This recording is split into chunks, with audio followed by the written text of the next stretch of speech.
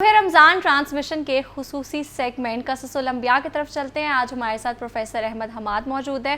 देखते हैं आज वो हमारे लिए कौन से पैगंबर या नबी का वाक़या लेके आए हैं। जी प्रोफेसर साहब। बिस्मिल्लाहिर्रहमानिर्रहीम। रब्बे शरह ली सदरी व यस्सिर ली अमरी वहलुल उक़दतम मिन लिसानी यफ़क़हू क़ौली। हमने पिछले रमज़ान शरीफ की तरह इस रमज़ान मुबारक में भी एक बंदोबस्त किया आपके और प्रोड्यूसर साहब के हुक्म पे कि हम कससुल अंबिया पेश करेंगे अपने नाज़रीन को, और कुछ इस अंदाज़ से पेश करेंगे कि सारा क्रक्स जो है मुफस्सिरीन का, जितनी तफसीरात अब तक लिखी गई हैं तफसीरें और जितनी किताबें लिखी गई हैं, हम कोशिश करेंगे कि उनका क्रक्स आपके सामने पेश करें और उसको लड़ी में परो के पेश करें। तो ये एक ख़ूबसूरत एक ख़याल था हमारे इदारे का। तो पिछली साल जब हमने किया तो बड़ा एक कामयाबी से अल्लाह ताला ने इसको कामयाबी अता की। तो आज से हम इंशाअल्लाह पूरा रमज़ान रोज़ाना एक किस्सा पेश किया करेंगे।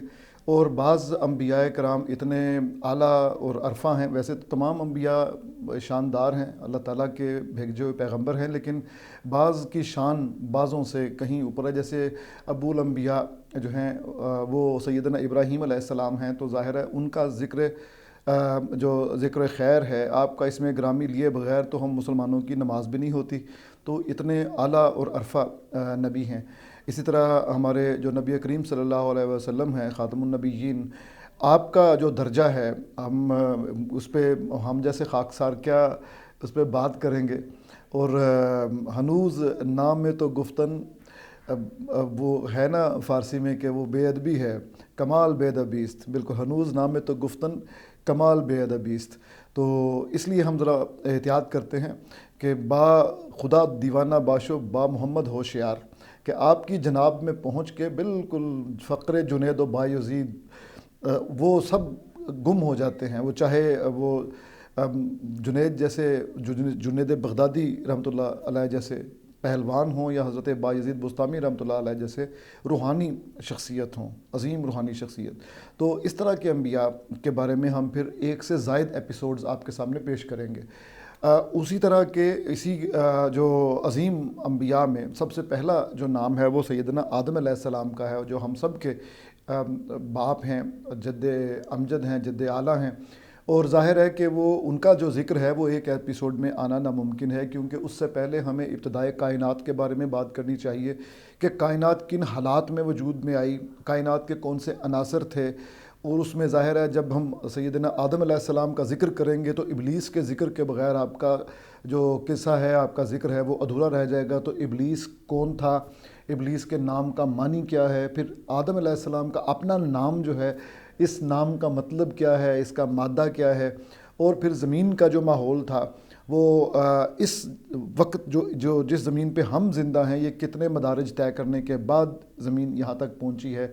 और जब इंसान की पैदाइश हुई तो किन मराहिल से गुज़र के इंसान हैवान और नूर, यानी हैवान इंसान जो है और नूर इंसान जो है या रूह इंसान जो है, ये मुनक़लिब हुई या एक मुजस्सम हुई, एक जिस्म में मौजूद हुई।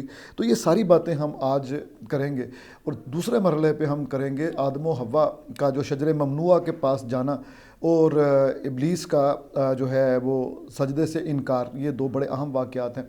तीसरे मरहले में यानी तीसरे दिन, तीसरे रोज़े में हम ये ज़िक्र करेंगे कि जो आदम अलैहिस्सलाम ने जो तौबा की, इस्तिग़फ़ार किया, वो कबूल हुआ। उसके बाद फिर ज़मीन पे कैसे ज़िंदगी की इब्तिदा हुई, नस्ल जिसको ज़ुर्रियत आदम या नस्ल आदम कहते हैं उनकी।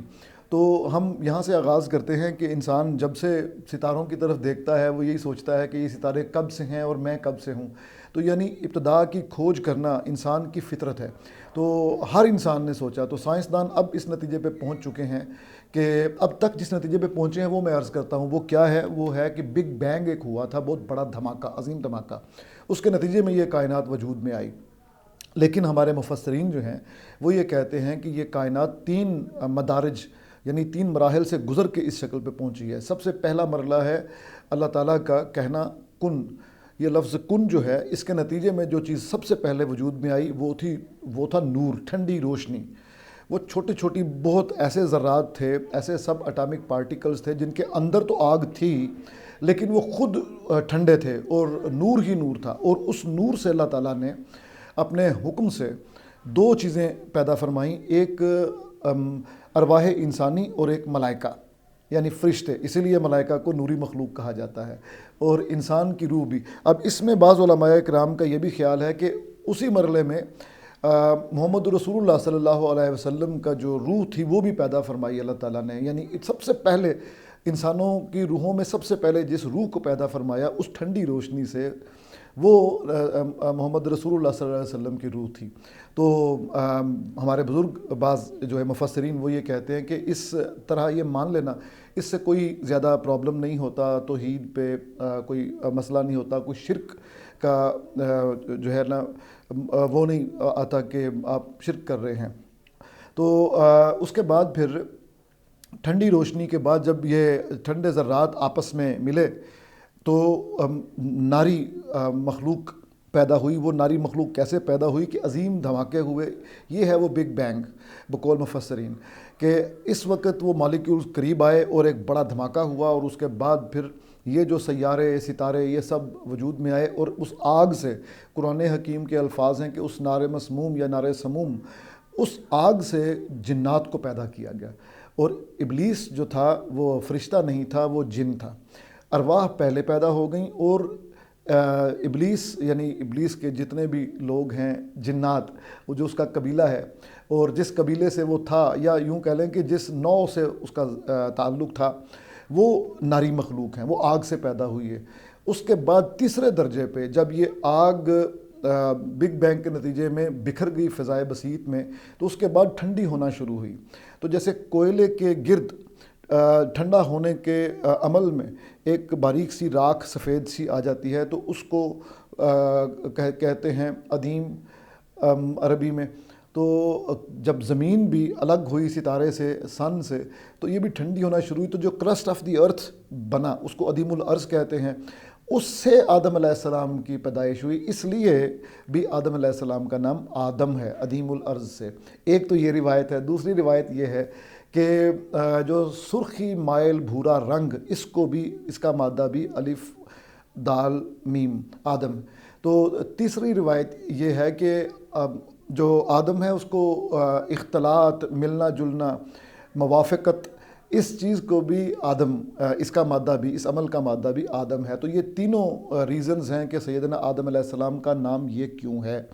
اب وہ جو مٹی تھی جو اوپر سے ٹھنڈی ہو رہی تھی، اس مٹی کو جب وہ ڈرائی ہوتی ہے تو اس کو عربی میں تراب کہتے ہیں۔ بو تراب سیدنا مولا علی رضی اللہ تعالیٰ عنہ آپ جانتے ہیں کہ آپ کو بو تراب کہا جاتا ہے۔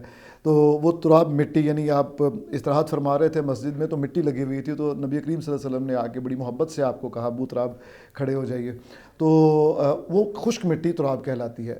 آگے مرحلے میں 3 جو ہے وہ کہلاتی ہے گیلی مٹی، اور آخری جو ایک لفظ قرآن حکیم میں فائنلی استعمال ہوا ہماری مٹی کے لیے جس سے ہم بنے، وہ ہے سلسال، کھنکتی ہوئی مٹی۔ جب گیلی مٹی یعنی مٹی میں جب پانی ملنے کے بعد وہ خشک کر دی جائے تو وہ کھنکتی ہوئی مٹی بن جاتی ہے، اور آپ نے دیکھا ہوگا کہ جب جھیلیں خشک ہوتی ہیں تو اوپر ایک کھرینڈ سا آ جاتا ہے، وہ کھنکتا ہے اور وہ بریکیبل بھی ہوتا ہے، اس کو کہتے ہیں سلسال۔ تو اس سے انسان کو پیدا کیا گیا۔ اب یہ جو انسان ہے یہ آدم کی تخلیق ہے، یہ اس لیے آگے اللہ تعالیٰ نے فرمایا کہ میں نے مٹی سے پیدا کیا انسان کو، خلق الانسان من صلصال، مٹی سے پیدا کیا۔ بالکل یہی وجہ ہے کہ مٹی کئی مرحلوں سے گزری، اس سے پہلے خود مٹی بننے سے پہلے زمین کا عمل میں آنا، پانی کا بننا، ٹھنڈی جب یہ ہو رہی تھی تو بخارات نکلے تو پوری فضا میں گیسیس ریاکشن ہوا جس کی وجہ سے بارش ہوئی، اور کہتے ہیں کہ ہزاروں سال بارش ہوتی رہی جس سے کہ نشیبی علاقے تھے وہ بھر گئے۔ تو آج کے سمندر ہمارے سامنے یہ اسی وقت کی یادگار ہیں کہ جب بارشیں ہو رہی تھی زمین پہ اور کئی ہزار سال بارشیں ہوتی رہی۔